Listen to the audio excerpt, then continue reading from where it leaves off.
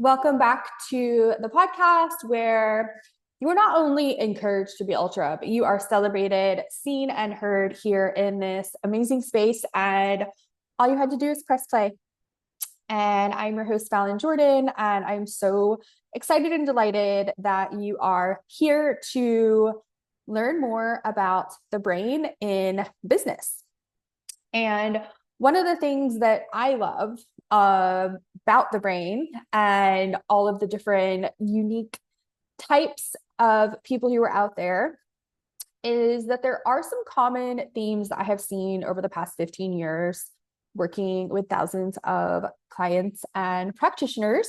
And I'm not going to go down a rabbit hole of human design. I'm going to hold myself to that.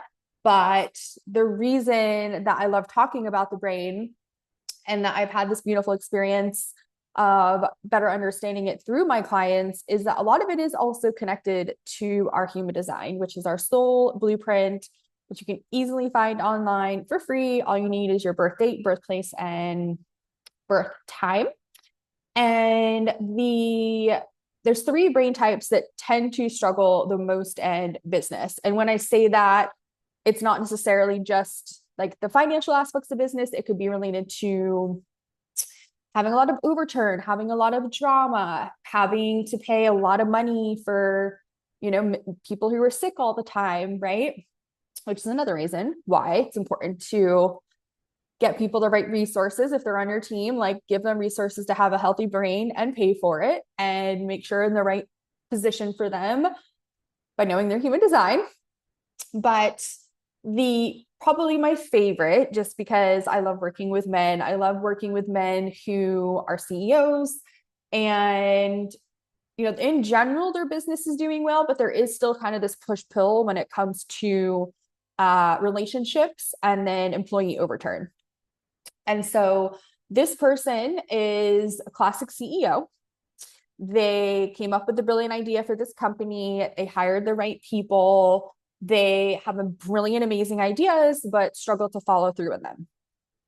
They can be very, very fast and demanding with what they want done in the amount of time that they want it done without sometimes understanding the complexities of how all of that comes together, right?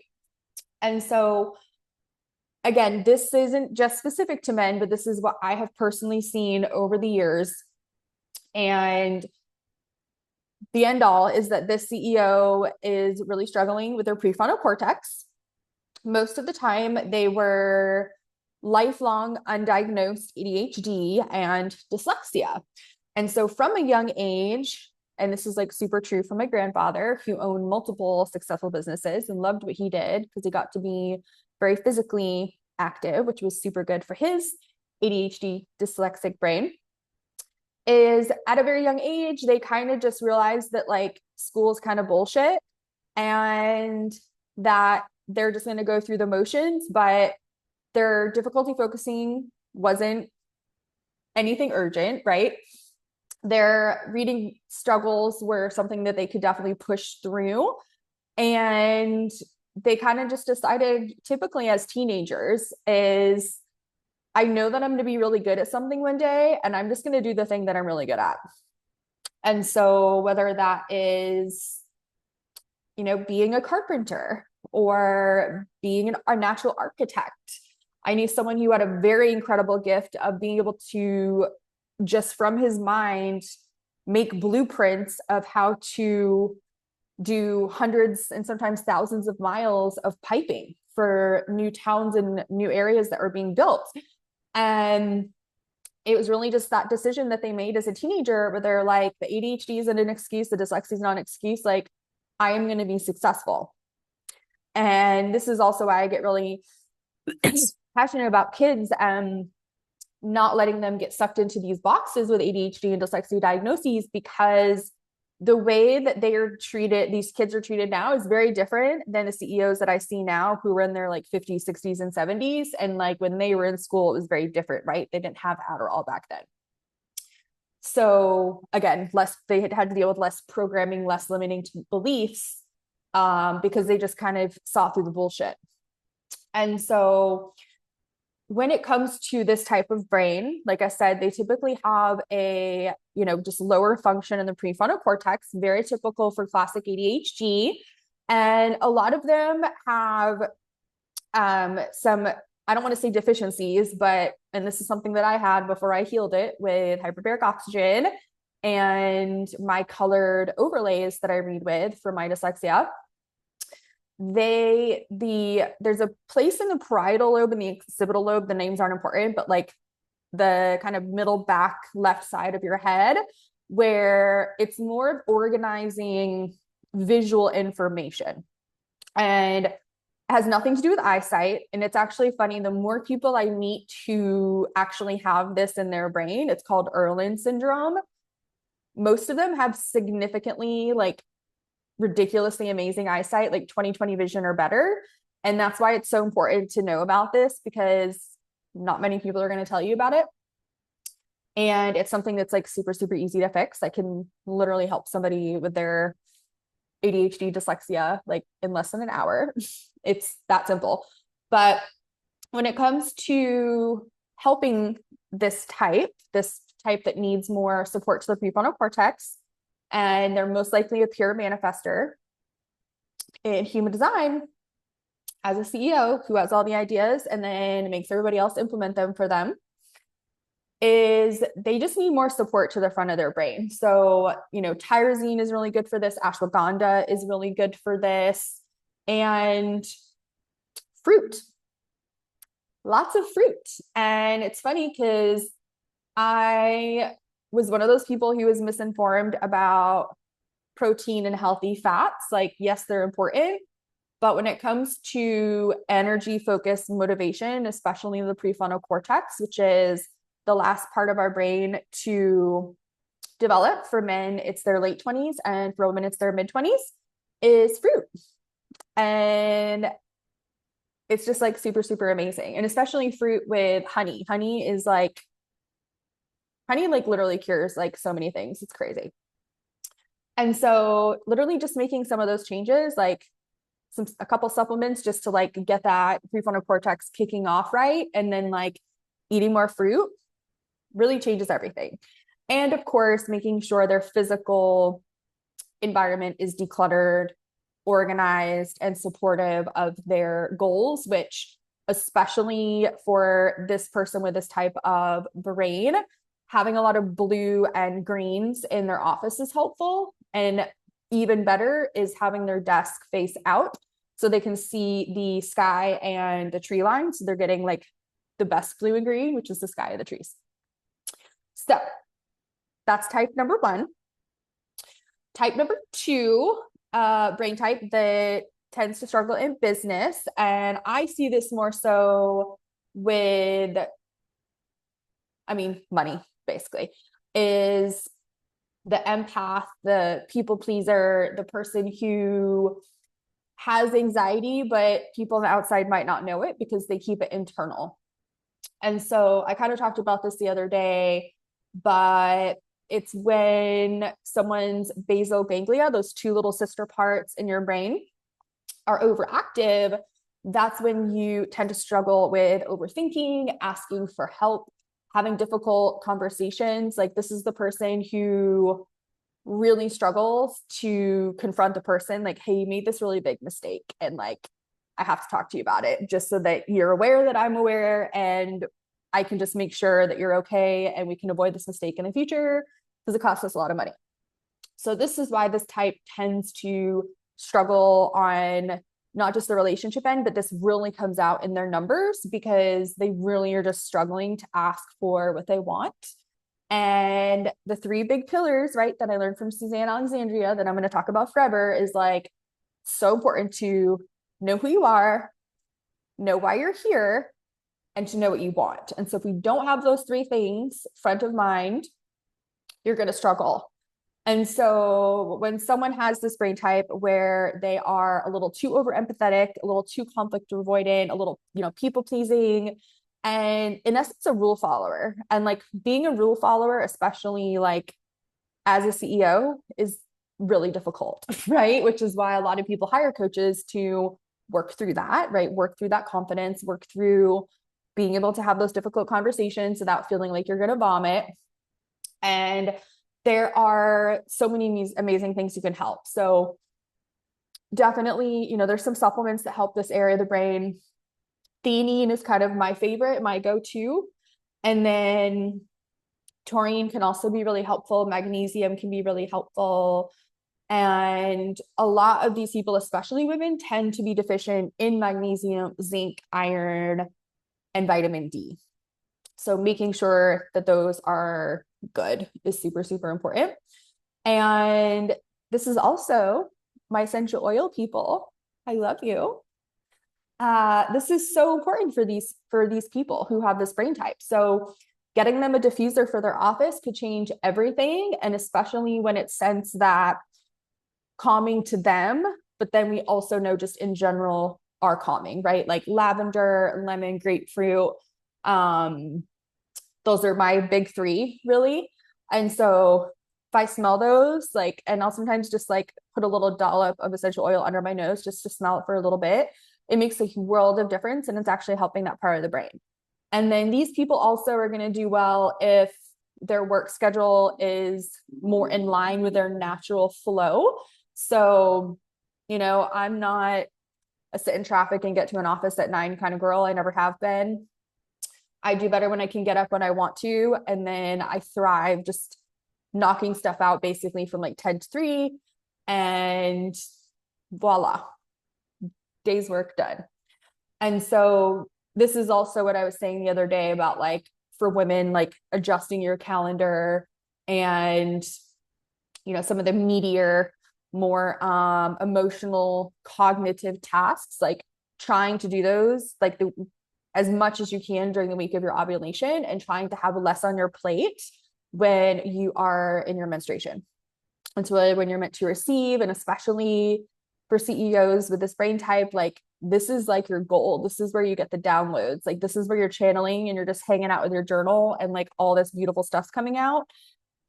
But now that you're healing your basal ganglia, your anxiety centers, you can ask for what you want. You can tell the people whose job it is that they need to do this certain thing for you, and know that you're serving the highest good of everybody. No one's going to be mad at you. No one's going to hate you. So that's really, really helpful. And then also these people do well with breaks throughout the day, so they can do some yoga, some stretching, maybe like a mini meditation, things like that. It's really going to help get their brain centered. And then the third brain type that I typically see that struggles the most in business is the perfectionist. Shocker. But I think a lot of us sometimes even joke about being a perfectionist. And like, again, that's something that we get to heal, right? But when we're talking about perfectionism from a brain perspective, there's a part of your brain, and it's actually in your emotional circuitry. So it's connected to your anxiety center, your depression center, your mood memory, hippocampus, amygdala, all that good stuff. But it's actually closer to the front of your head. So it's very much like in the prefrontal cortex, but still connected to the emotional circuitry.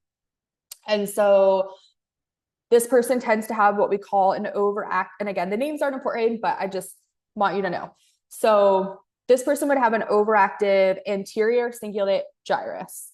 And with that is perfectionism, getting stuck on thoughts, feeling like you have to be right, staying over focused on the wrong things and not being able to switch gears, having difficulty with changes. So a meeting gets scheduled last minute or a meeting gets canceled last minute. This person tends to get really upset because this part of their brain is in overdrive. And I would say most women have this area overactive if I look at their brain. And a lot of men who either have PTSD or are biological grandchildren of alcoholics. This is something that's like pretty crazy, but it's a very common finding when we actually look at the brain.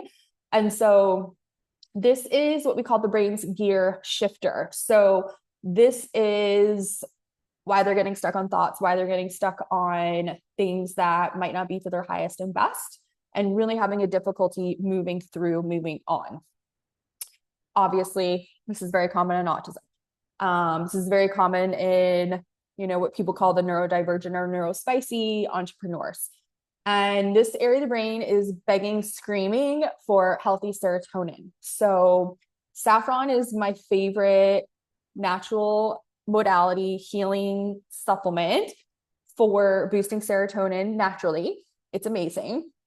And then, there are a few others that are good, but like saffron is my number one. And if everyone on the planet was on saffron and had healthy vitamin D levels, which is measurable in their blood work, over 80, there would be so much less anger and violence in the world. I cannot even tell you. And so definitely the saffron, super important. And then also, this is the kind of person who most likely is a generator or a manifesting generator in human design, which is a gift, right? When they get stuck on something and they get really passionate about something, they can knock it out, right? Manifesting generator, like we're called time benders for a reason. Generators are alchemists for a reason. But if you're not taking care of your brain, you're not giving it what it really, really needs, this is where it's going to hinder you. And so taking breaks throughout the day is important, but like making sure you have that morning exercise is so important. And it could be as little as like literally just doing jumping jacks or jumping in a trampoline for a few minutes. Like this can seriously completely change your entire day. And then hugs, long hugs, frequent hugs. And especially if you have an amazing man or an amazing masculine partner, they can do what's called a hero's hold, which is where they come up behind you and then they wrap their arms around your chest. And it literally gives you that serotonin. It also gives you that dopamine. And all of this while regulating your cortisol and your nervous system so that you can literally have an amazing day. So like magic wand for this brain type who is the perfectionist who needs to be right and has a really hard time with change. Saffron, morning hugs, morning exercise, they're going to be a whole new person. And of course, knowing your human design. But this is so important because I've seen it so many times. And I shared this in a very short episode so that you understand like how simple it really gets to be, because entrepreneurship is already hard, right? Entrepreneurship is like personal development on crack. And then when you actually have like a large company and you have a lot of employees and, biologically, like women, like we have to talk and give each other resources. Like that's part of our natural nature to survive. And if we're not getting healthy dopamine, serotonin, and oxytocin before we get into work mode, we're going to be thriving off drama and trauma, which is very unfortunate. And it's funny because like the few companies that I've gone into and the CEO is like, I need you to tell me the root problem, like shoot me straight. This is usually type number one I was talking about, the man. He's not worried about hurting people's feelings. And it's usually one or two people in the company who their brains literally thrive off drama and trauma. Not yet have any of them been willing to actually do the program. So they ended up getting fired. And then the company just literally like shot off to the moon as far as the numbers, the financials, but then also just like the vibe of the office, right? Like people weren't calling out sick as much. People didn't seem as tired. People weren't needing as much afternoon coffee. Like it really makes a difference. Like only having, and it's the same with any energy, right? Everybody that you're attached to energetically is attached to somebody else. And then they're attached to somebody else. And then they're attached to somebody else. And so if you have one or two people, and it could, I've done companies where it's like 500 people and it's one or two people who are fucking everything up for the company. We give them an opportunity to get their shit together. But if you're addicted to drama and trauma, like there's a lot of people that that's the only way that they feel like they can survive. That's the subconscious program that they've set up. Like I can only survive if there's drama, trauma, and chaos around. And so just those changes have been monumental for the brave souls who have hired me to do that, because